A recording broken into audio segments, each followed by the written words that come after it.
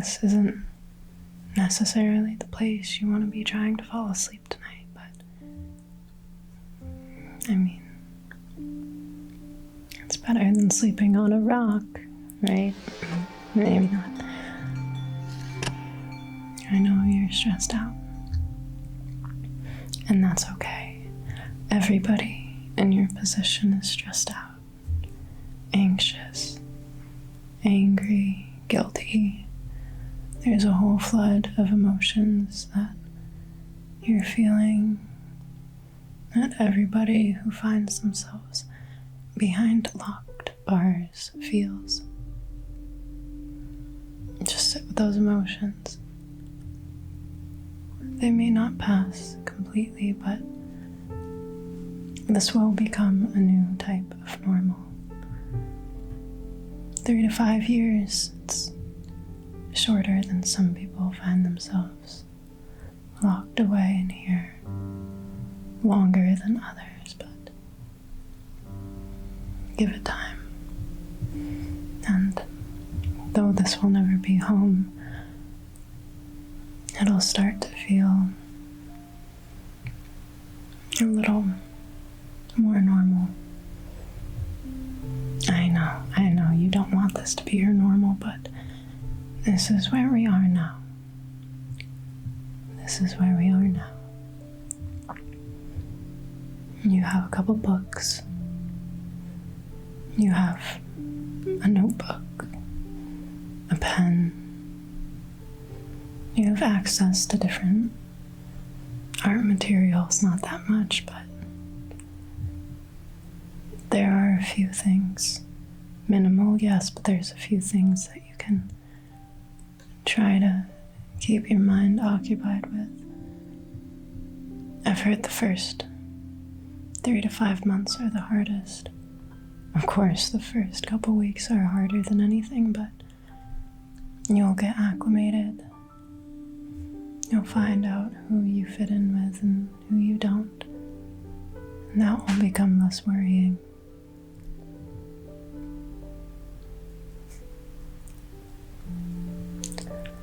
I understand. I do.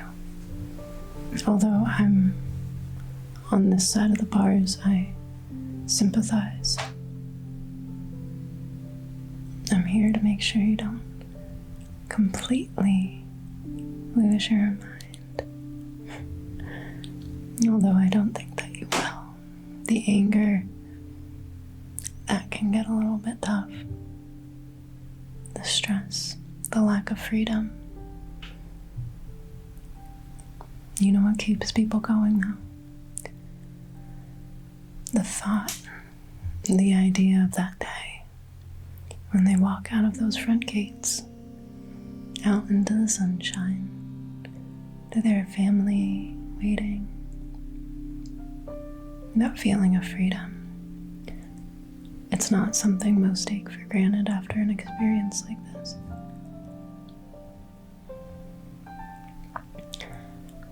I've found when talking with people who have gone through this experience and find freedom again, that they have such a newfound appreciation for it. They never take it for granted. I mean, working here helps me do the same, but I don't think I'll ever truly understand what it's like to be locked, contained, kept prisoner, no freedoms. You don't choose when you go to sleep. You don't choose when you eat. You don't choose where you can walk, when you get to go outside, if you get to go outside.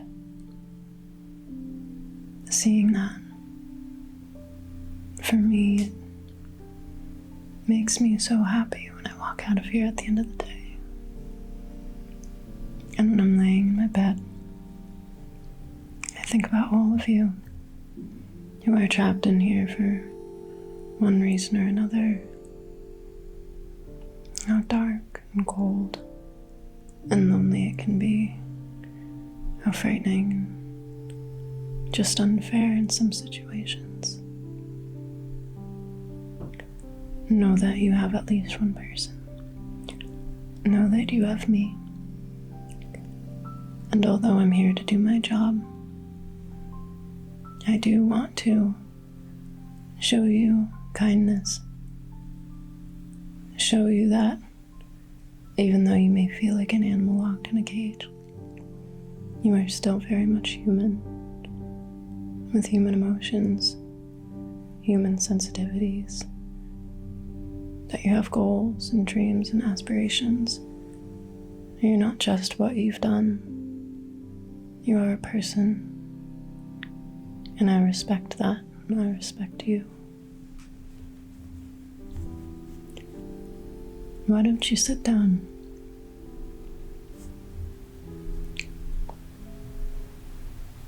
And take a big, deep breath in. And as you release it, relax as much as you can. Actually relax. Don't tense up anything, not your jaw, not your eyes, not your shoulders or your legs or your feet. Let a wave of comfort and relaxation wash over you. To feel yourself sink down onto your bed. Let your eyes close, if only for a minute. And even though you're here, imagine yourself in your bedroom. Imagine yourself at home. Know this place still exists, and it will exist when you leave, even if in a different setting, in a different place. Know that even though this place will never be home, you can curate that inside your body, inside your mind, inside your soul. And even if just for a few minutes every day, you can find solace in your imagination, in your inner mind.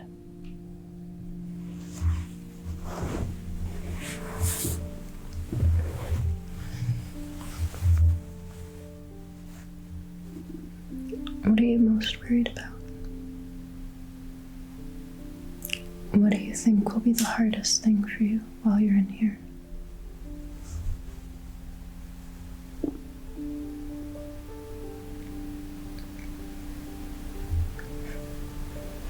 I don't know if you'd be surprised to hear that that's what most people say. Yeah, you're not alone. It's not really easy to forget that you're not alone. And there's somebody in the room next to you. Somebody locked behind bars just like you are. And there's somebody above you. And you hear them pacing in the middle of the night because they can't fall asleep, because they can't find any place of solace inside themselves. It's gonna be hard. It's not an easy thing. It's not supposed to be easy.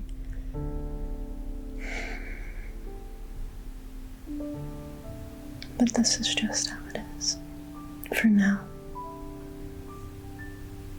And I'm sorry that you have to be here.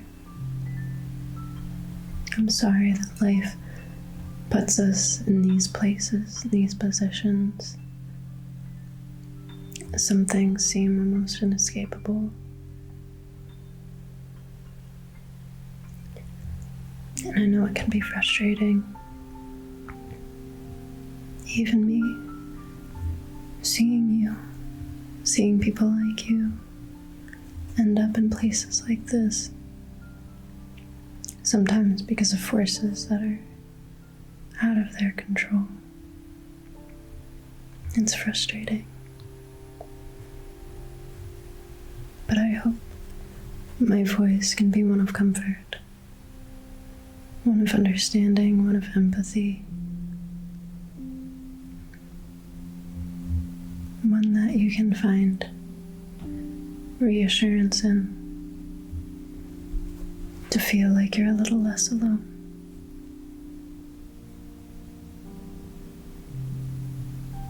You know what I like to do?